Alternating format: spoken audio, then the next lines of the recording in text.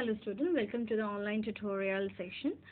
Today we will discuss about the general structures of an operating system. The modern operating system have a layered structure. So there are different type of structures are available, but we will consider only for the layered structures of the operating system. There are different types are available. The bottommost layer forms the hardware interface part of the computer, and the outermost layer forms the user interface. Okay, and so you are able to understand when I'm using the picture to express it in a better way. Okay, so the between these two layers there are other layers of operating system. So each layer is responsible for the set of functions and communicating with the layers below it and above it. Okay, so actually the main phenomenon is the hardware component. You're able to see our hardware components are lies in the below. Okay, and the applications program, that is a user interface on the top, and there are intermediary present is a kernel is present, and from the user app or user of an application, whatever informations are coming, that is first comes to this kernel, and then kernel will send those response or tasks and calls, so systems calls to the hardware, then it will be resolved over here. Okay, so there are so communication can be takes place in both the way. So the main components are the kernel and shell. Okay, so we have to understand this kernel and the shell concept. Okay, so application as a user application.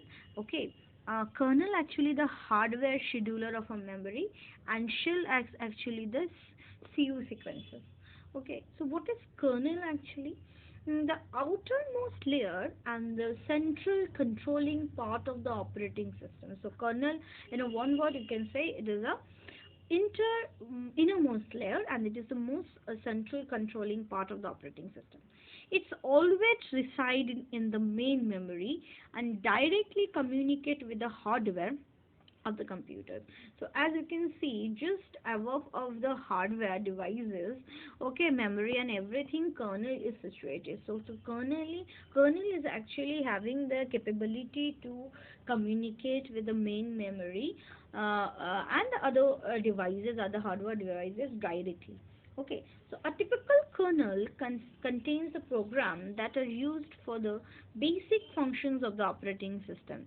Okay, like process management, memory management, input output device management. Okay, so these are actually the tags are performing by the operating system. So kernel actually look after this part of this operating systems. So it also includes the low-level security features and the GUI of the OS. So kernel also the part of our operating system that user cannot replace or modify. Okay, so we cannot change anything in the kernel. We cannot modify anything in the kernel. So kernel is the heart of the operating system. The term kernel often refers to as the operating system. The critical code of a kernel is stored a special memory are to be protected it from other programs. So it is a vital component as it is the basis for the proper functioning of the entire program. Okay, the kernel performs a varieties of tasks that I've already mentioned, that is the process management, hardware management, handling the interrupts. Okay, so it is perform the memory management, file management also. So a system call is a request by a process to the kernel. Okay, this is what a system calls it may comes. Okay, and so a system call is a request from the process to the kernel. The kernel manages this system's calls also. Okay, so these are actually the functions of a kernel. Okay, now we are coming to the next one is the shell. Okay, so the shell is the layer next to the kernel. Okay, it usually serves as the user interface through which the user interact with the operating systems and act as a command interpreter. So what is command interpreter over here?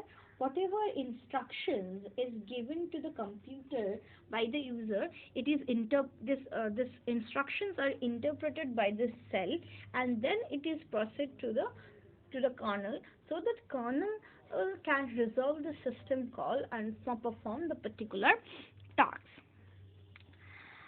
The shell is also manages the running of a multiple application program. The shell can be a command line interface that is used in DOS, or a graphical user interface that is used in Mac and Windows. A given operating system can have a both command line and a GUI cell, or more than one command line cell like in Unix. The user can switch between these two depending upon their convenience. So cell is an interface between the user and the kernel. Okay, so it can be a command line, it can be a graphical user interface. Okay, so the user can enter the command to the cell, then it interprets the command to perform a routine task. So furthermore, it executed the program and the shell script. The shell scripts are very, very important. Okay, if I just closely, if you closely look at this one, there is a different commands we have written over there. Okay, so they have a specific meaning, because whenever we are performing or we are giving the instructions, depending upon the instructions, it is performing the tasks. Okay, so that is that what is the instruction or what is the task it is given by the user to the system, that is system to the computer system, that interpretations only can be done by the shell. Okay, shell will interpret this one and then it is forwarded to the kernel. Kernel will treat this as a system call, but because whatever functions as our process are continuing, it is executed, they require some resources or require processor or require any other resources or memory functions, and whatever is required, that is known as a system call. So this systems call also handled by the kernel. So it is very, very important to need the cell, because through the cells kernel getting the instructions. Okay, a shell script is a set of commands. So what is, if the question is come, what is a shell script? Generally they don't ask you these questions. This is the cells and kernel concept is for the higher education, higher purpose, but still you learn that what is a cell script is a set of commands. The user should follow the standard syntax to write the command to the cell. So if you are not following the particular command, so it cannot be interpreted properly. So whenever you are doing or giving any instruction in the form of command, so you have to follow the specific syntax for it. Otherwise, it cannot properly interpret your instructions, and if it is not properly interpreted, then it cannot be provided to the kernel for the proper execution. So to do a proper execution, you need to maintain the proper syntax of the cell.